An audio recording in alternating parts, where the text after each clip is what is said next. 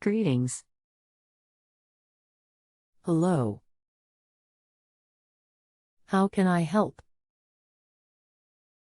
I have a Kohler 20 kW generator but cannot locate the coolant reservoir. I have a low coolant engine shutdown error. Generator won't start. When did you last clean or perform maintenance on your Kohler generator? How old is it? Almost years old. Maintenance in 2019.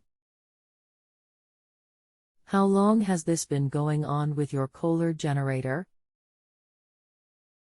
What have you tried so far? Display was dead. Added water to battery and tried to jump. Anything else we should know to help you best? That's it. Want to start the generator. It didn't come on last night after the power went off during this winter storm. Hi, I'm sorry you're having this issue. I know how frustrating this can be. Can you provide me with the generator model number?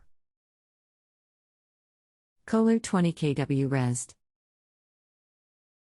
It is showing a low coolant shutdown but cannot locate a reservoir and don't have a multimeter. Can you send me a picture of the engine?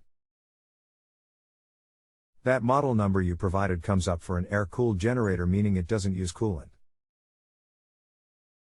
Did you get the battery charged? Thanks.